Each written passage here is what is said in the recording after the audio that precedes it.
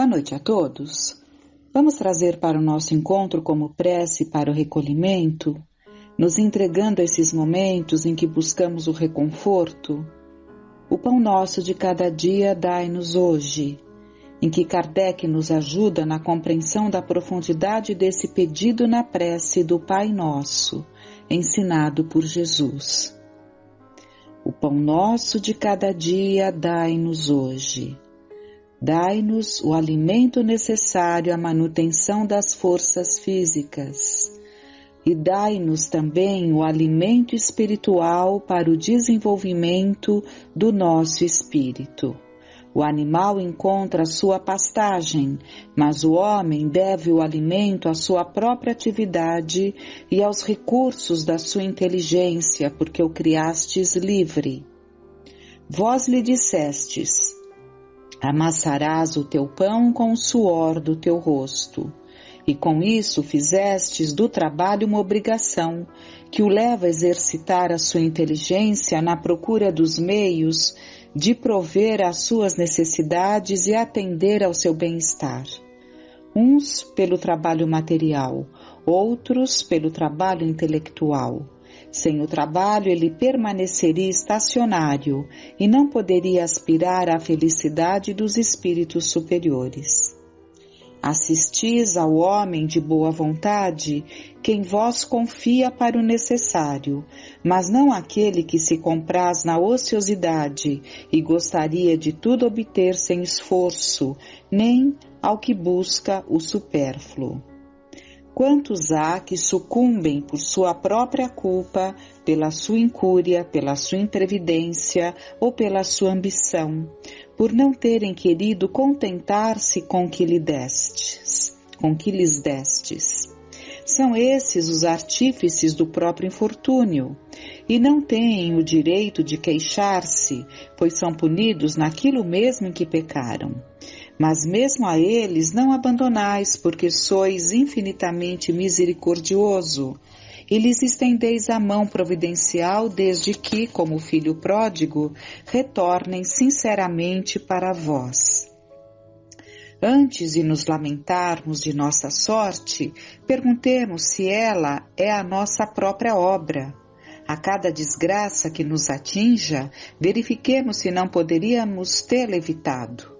Repitamos a nós mesmos que Deus nos deu a inteligência para sairmos do atoleiro e que de nós depende aplicá-la bem. Desde que a lei do trabalho condiciona a vida do homem na terra, dai-nos a coragem e a força de cumpri-la. Dai-nos também a prudência e a moderação, a fim de não pormos a perder os seus frutos. Dai-nos, pois, Senhor, o pão nosso de cada dia, ou seja, os meios de adquirir pelo trabalho as coisas necessárias, pois ninguém tem o direito de reclamar o supérfluo. Se estivermos impossibilitados de trabalhar, que confiemos na vossa divina providência. Se estiver nos vossos desígnios provar-nos com as mais duras privações, não obstante os nossos esforços, aceitamo-lo como uma justa expiação das faltas que tivermos podido cometer nesta vida ou numa vida anterior, porque sabemos que sois justos e que não apenas imerecidas, pois jamais castigais sem causa. Preservai-nos, ó Senhor, de conceber a inveja contra os que possuem aquilo que não temos, ou mesmo contra os que dispõem do supérfluo quando nos falta o necessário. Perdoai-lhes se esquecem a lei da caridade e de amor ao próximo que lhes ensinastes. Afastai ainda do nosso espírito a ideia de negar a vossa justiça, ao ver a prosperidade do mal e a infelicidade que abate às vezes o homem de bem. Pois já sabemos, graças às novas luzes que ainda nos destes, que a vossa justiça sempre se cumpre e não faz exceção de ninguém, que a prosperidade material do maldoso é tão efêmera como a sua existência corporal, acarretando-lhe terríveis reveses, enquanto será eterno o júbilo daquele que sofre com resignação. profundos ensinamentos. Sabemos o quão mais fácil é não sentir-se injustiçado quando se conhece a lei das reencarnações. Um dia, quando todos tiverem esse conhecimento, ou melhor ainda dizendo, quando aceitarem como verdade algo que sempre foi tão propagado, o sentimento de revolta, de vitimização desaparecerá entre nós. Agora então, vamos voltar ao tema da semana passada, em que falávamos de colocações de Ismael. Houve um engano porque a parte que eu comentava é de um capítulo desse mesmo livro, No Rumo do Mundo de Regeneração, mas não se tratava de pontos trazidos na mensagem de Ismael, e sim num capítulo que eu recebi, que provavelmente é o primeiro capítulo, que trata do tema, né? Então eu peguei ali alguns pontos para completar a fala de Emmanuel, né? Para elucidar melhor ali, trazendo essas questões. Mas não era de Ismael, e sim era uma fala de Antúlio, nesse capítulo que eu recebi. E essas colocações, então, foram trazidas para completar, para elucidar, na verdade, não é completar, né? Trazer algumas exemplificações do livro A Caminho da Luz, de Emmanuel, que estávamos vendo, né? E hoje vamos retomar esses pontos trazidos por Emmanuel. Eu acho muito importante que recordemos esses ensinamentos já trazidos. Já trouxemos, já vimos, já comentamos, mas é importante que vejamos novamente que tudo está acontecendo por necessidade, por consequências do mau uso do livre-arbítrio. Atentos ao que ele nos trouxe em 1938, compreenderemos melhor o que vivemos hoje. E, acima de tudo, perceberemos que a cura para os males que tanto queremos, que nos afligem, está na vivência do Evangelho, principalmente. Então hoje nós vamos pegar a parte em que paramos, é o capítulo 25, o Evangelho e o Futuro, do livro A Caminho da Luz. Um modesto escorço da história faz entrever os laços eternos que ligam todas as gerações nos surtos evolutivos do planeta.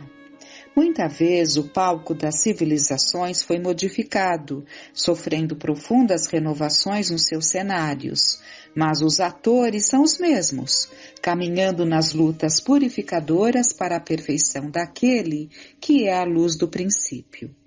Nos primórdios da humanidade, o homem terrestre foi naturalmente conduzido às atividades exteriores, desbravando o caminho da natureza para a solução do problema vital.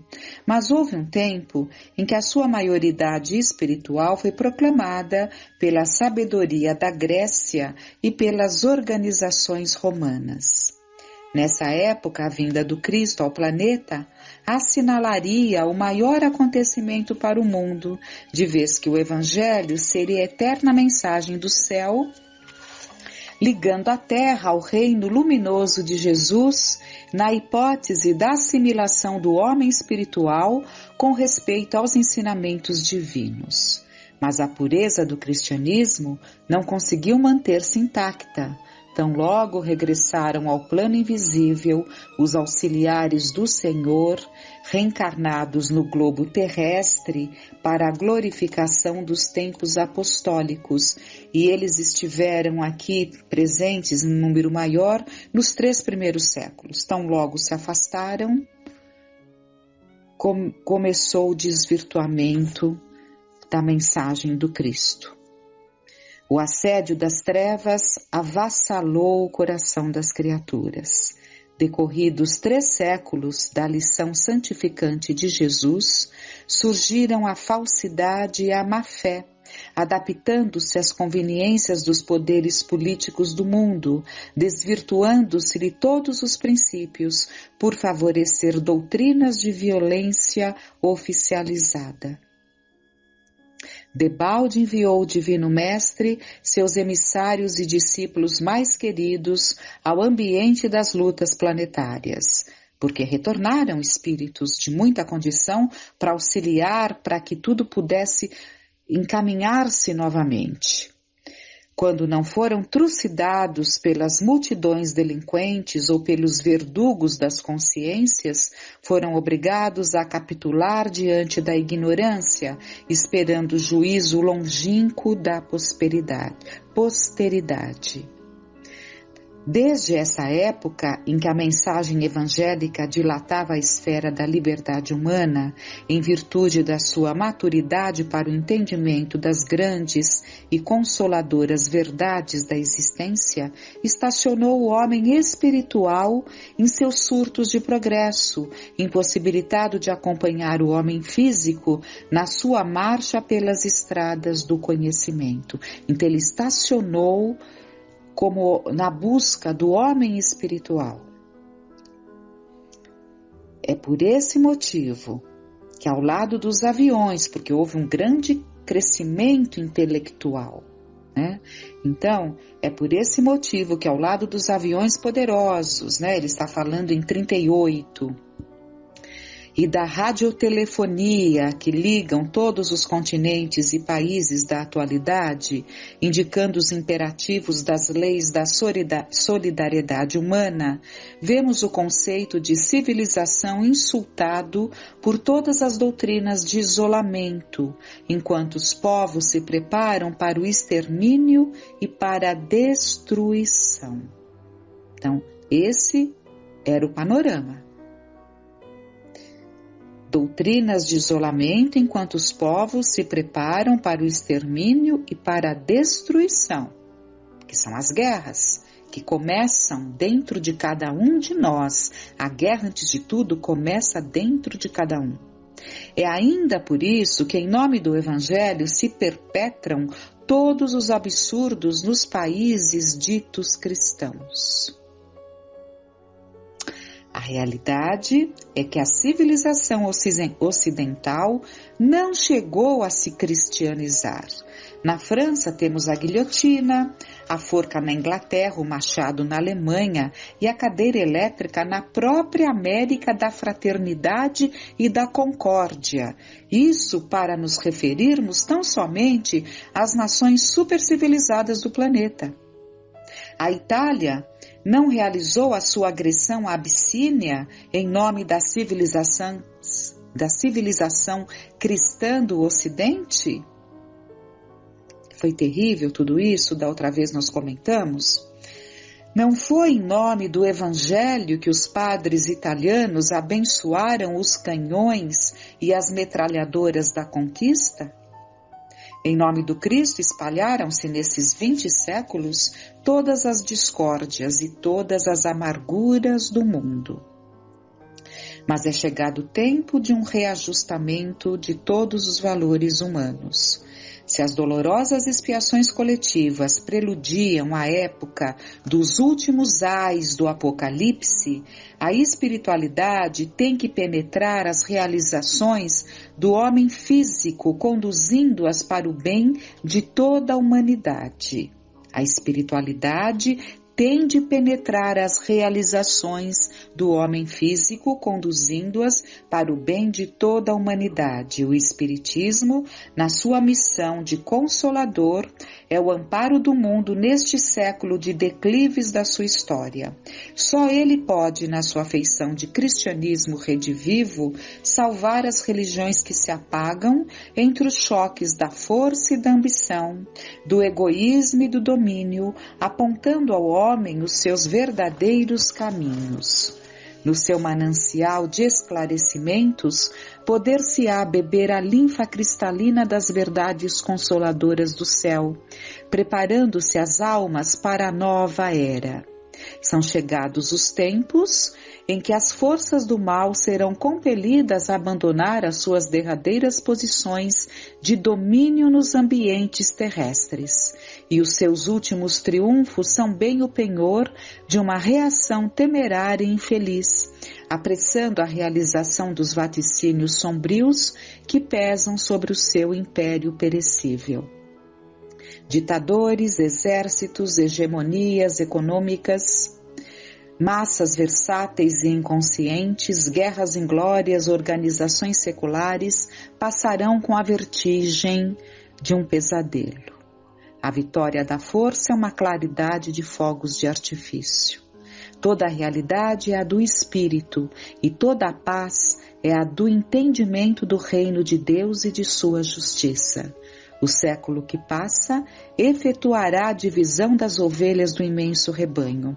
Então nós podemos deduzir que estamos atrasados, porque não foi conseguido o que estava programado, que o século XX efetuaria a divisão. E isso nós sabemos que ainda continua. O cajado do pastor conduzirá o sofrimento na tarefa penosa da escolha, e a dor se incumbirá do trabalho que os homens não aceitaram por amor. Uma tempestade de amarguras varrerá toda a terra. Os filhos da Jerusalém de todos os séculos devem chorar contemplando essas chuvas de lágrimas e de sangue que rebentarão das nuvens pesadas de suas consciências enegrecidas. Condenada pelas sentenças irrevogáveis de seus erros sociais e políticos, a superioridade europeia desaparecerá para sempre como o Império Romano, entregando à América o fruto das suas experiências com vistas à civilização do porvir. Vive-se agora na Terra um crepúsculo, ao qual sucederá a profunda noite, e ao século XX compete a missão do desfecho desses acontecimentos espantosos. Todavia, os operários humildes do Cristo, ouçamos a sua voz no âmago de nossa alma. Bem-aventurados os pobres, porque o reino de Deus lhes pertence. Bem-aventurados os que têm fome de justiça, porque serão saciados. Bem-aventurados os aflitos, porque chegará o dia da consolação. Bem-aventurados os pacíficos, porque irão a Deus. Sim, porque depois da treva surgirá uma nova aurora. Luzes consoladoras envolverão todo o orbe regenerado no batismo do sofrimento. O homem espiritual estará unido ao homem físico para a sua marcha gloriosa no ilimitado. E o Espiritismo terá retirado dos seus escombros materiais a alma divina das religiões que os homens perverteram, ligando-as no abraço acolhedor do cristianismo restaurado. Trabalhemos por Jesus, ainda que a nossa oficina esteja localizada no deserto das consciências. Todos somos dos chamados ao grande labor, e o nosso mais sublime dever é responder aos apelos do escolhido. Revendo os quadros da história do mundo, sentimos um frio cortante nesse crepúsculo doloroso da civilização ocidental. Lembremos a misericórdia do Pai e façamos as nossas preces. A noite não tarda, e no bojo de suas sombras compactas não nos esqueçamos de Jesus, cuja misericórdia infinita, como sempre, será a claridade imortal da alvorada futura feita de paz, de fraternidade e de redenção. Tenhamos uma noite de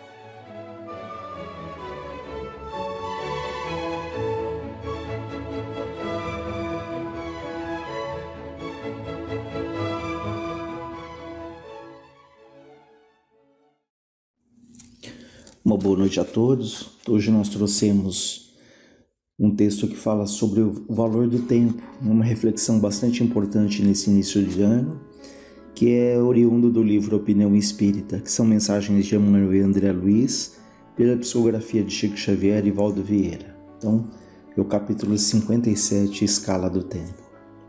Ele nos diz: não te atribules, entendimento espiritual pede paz à alma. Então vejam que é interessante que já nesse primeiro momento eles nos recomendam: não te atribules, né? Ou seja, tem de fé, tem de bom ânimo, como diria Jesus, a cada dia basta a sua aflição, porque para termos um entendimento, a compreensão espiritual, nos é pedido ali um mínimo de serenidade para que essa serenidade, essa paz da alma, como ele coloca aqui, nos leve a enxergar ali a vida sob um prisma diferente, compreendendo de fato ali o Evangelho. Por isso ele nos diz que entendimento espiritual pede paz à alma.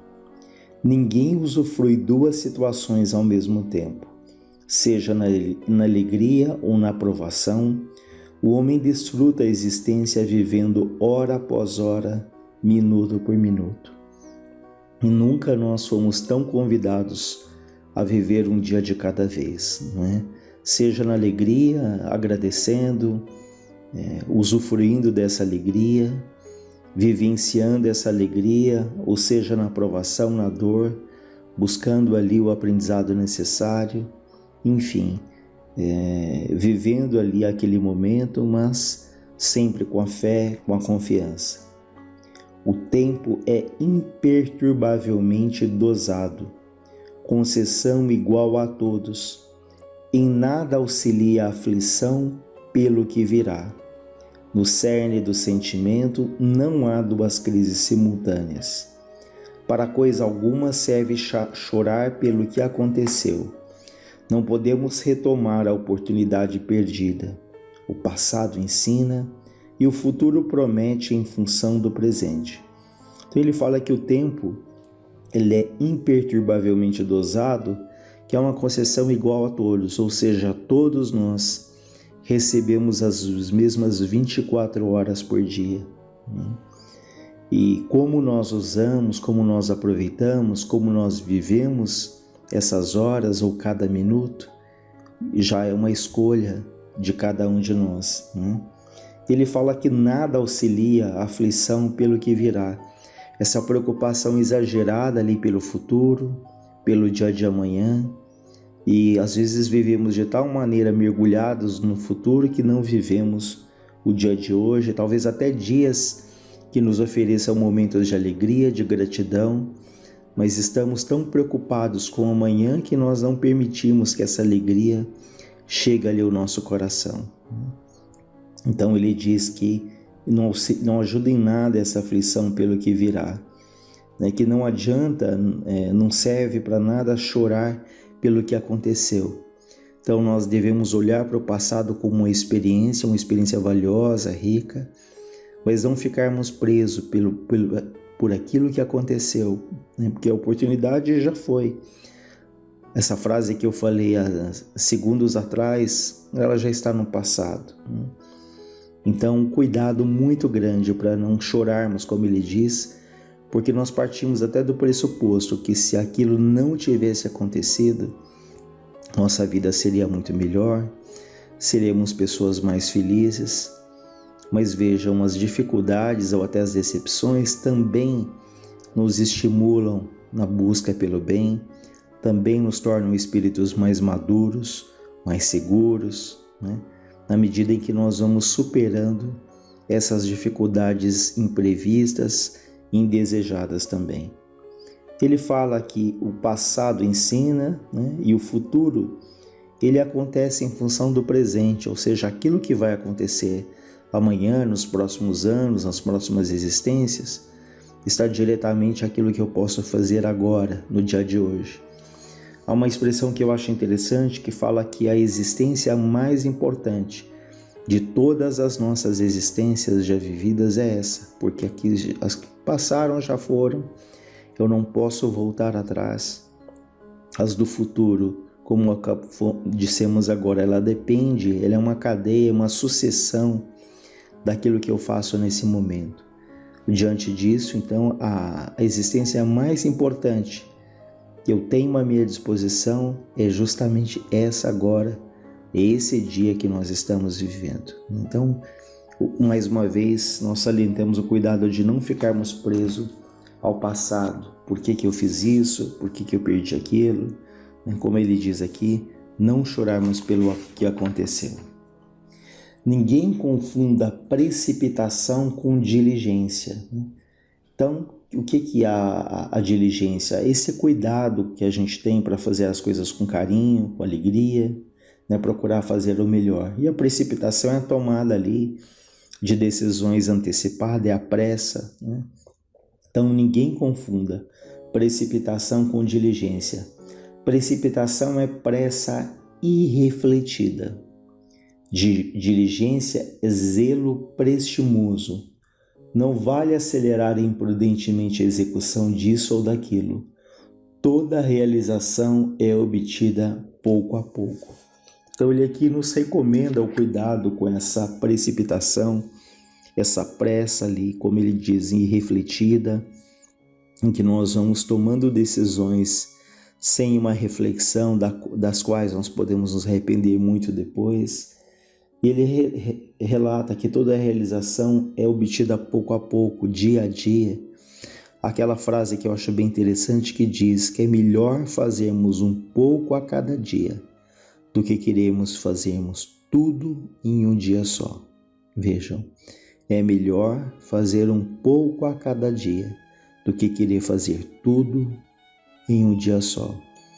Então não tenhamos essa pressa desesperadora, até se ouve muito no meio espírita, eu tenho que resgatar, eu tenho que me salvar, enfim, perde ali a naturalidade da vida nessa busca desenfreada pelo bem, pela salvação. E essa construção do bem, ela é paulatina, ela é gradativa, ela é construída ali ato a ato, dia a dia, alegria a alegria, prova a prova, mas não tenhamos essa precipitação que nos leva ali ao desespero, à angústia. E sim a diligência que ele fala, que é o cuidado, que é o zelo. Ele diz que, por outro lado, não será lícito abulentar-nos, alimentarmos ali o desânimo, a preguiça. Importa combater a negligência com atividade, sobrepor a coragem ao desalento, ou seja, o cuidado ali com também não estacionarmos, então nem o extremo da precipitação do desespero e nem outro extremo da comotação absoluta. E para isso ele nos recomenda o trabalho, a atividade, que a nossa coragem seja maior do que o nosso desânimo. Então, como no estágio evolutivo que nós estamos, é muito natural que em determinados períodos tenhamos ali um pouco de desânimo, mas ele fala, sobrepõe a coragem. E corajoso é aquele que caminha apesar do medo. Não é aquele que não tem medo, mas é aquele que, mesmo tendo medo, ele caminha, ele enfrenta, ele sabe que aquele medo ali é passageiro. Então, por isso que ele fala que a nossa coragem se sobreponha ao desalento. A pior circunstância traz consigo instruções preciosas, tanto quanto o fruto mais corrompido carrega sementes de subido valor.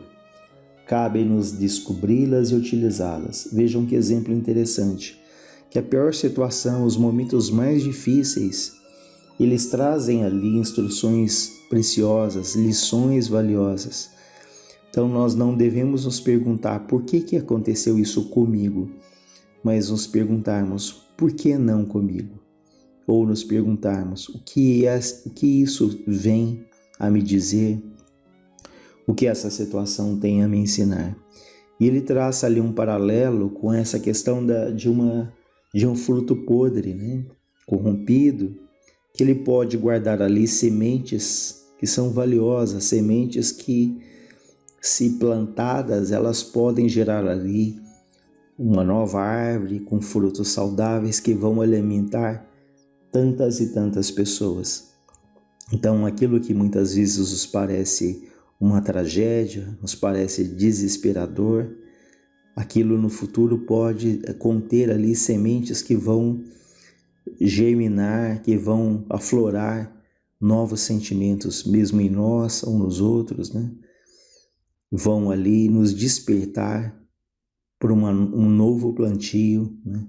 Novas sementes que vêm ali de uma situação aparentemente tão difícil, tão inesperada. Por isso que ele fala que a pior circunstância traz consigo instruções preciosas. O melhor não se efetua em marcha atordoada, né, desesperada. A própria natureza nos oferece o que pensar. Planta alguma é favorecida com primavera de dupla duração. O golpe de vento que fustiga o capim é o mesmo que estorcega o jequitibá. É o mesmo golpe ali que judia, né, que bate ali fortemente no capim, também é o mesmo que violentamente atinge ali o jequitibá também.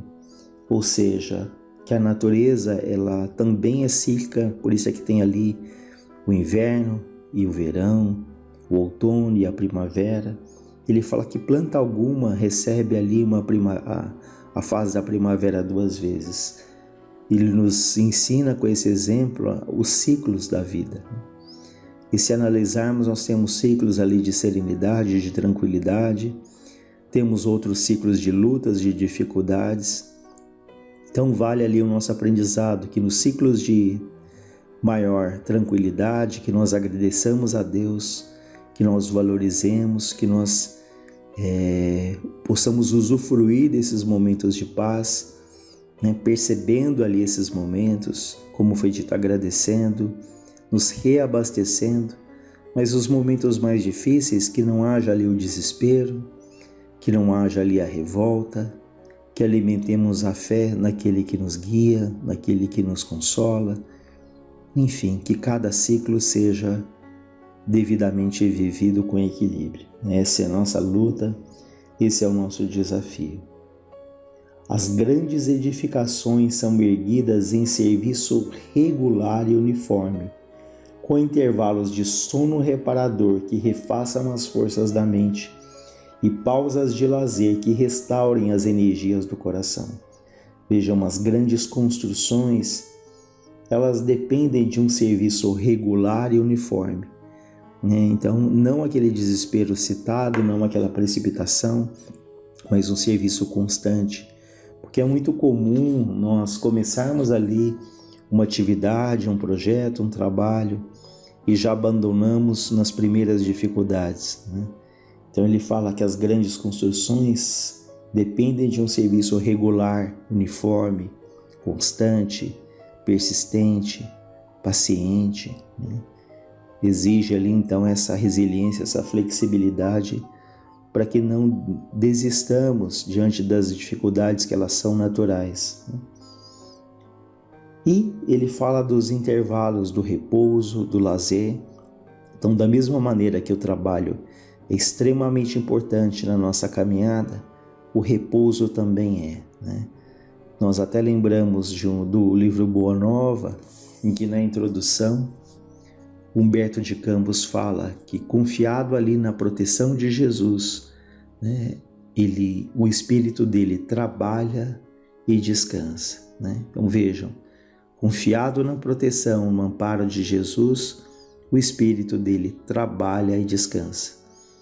Então nós vamos perceber que quando nós estivermos ali, imbuídos ali dessa fé mais firme, mais convincente, mais consistente, o tanto trabalho quanto o repouso serão fontes ali de alimento. E que essa fé nos estimula ao trabalho, mas essa confiança, essa fé também nos traz ali o descanso que as nossas almas precisam. Então os dois pontos são muito importantes. O trabalho é muito importante, a atividade, mas o repouso, a pausa para renovar as nossas forças, ele também se faz muito importante. Reflitamos na justiça das horas. Tempo é valor divino na experiência humana. Cada consciência plasma com o tempo o próprio destino. Então o tempo é como ele diz, é um valor divino, é uma oportunidade sagrada, né, para que aproveitemos ali, deixando pouco a pouco tantas queixas, tantas lamentações, né, estudando, aproveitando os momentos de lazer também, como foi dito há pouco, enfim, fazendo o melhor uso do nosso tempo. Antes ele dizia que toda ideia pede meditação para engrandecer-se. Todo temperamento é suscetível de ser dominado dentro das regras que nos orientam a educação. Então ele fala aqui da meditação, da reflexão, para que as nossas ideias elas tenham ali a melhor direção, né? Para que elas possam amadurecer e se consolidar ali da maneira mais serena, mais tranquila. Porque podemos ser e temos muitas ideias, né? Mas a meditação vai nos ligar ali à espiritualidade para que essas ideias elas sejam bem implementadas e analisarmos se elas devem ser implementadas, né? Se elas são as melhores ali, se elas são benéficas para a coletividade. E que todo o temperamento, né, ele pode ser canalizado, né? Um temperamento ali às vezes até agressivo, impaciente. Essa mesma energia da agressão é a mesma energia também que constrói. Então, é esse domínio que vamos conquistando pouco a pouco das paixões, né, dos instintos que vão ali, como o Evangelho diz, elevando ali os nossos sentimentos. O tempo que o Cristo despendeu na elevação era perfeitamente igual ao tempo que Barrabás gastou na criminalidade. A única diferença entre eles é que Jesus empregou o tempo engrandecendo o bem e Barrabás usou o tempo gerando o mal. Entre a luz de um e a sombra do outro, o proveito do tempo se gradua por escala infinita. Melhorar-nos ou agravar-nos dentro dela é a escolha nossa. Então ele finaliza aqui nos trazendo uma vez mais essa reflexão do bom uso do tempo, que aproveitemos ali o valor sagrado das horas. Temos aí um ano pela frente, né?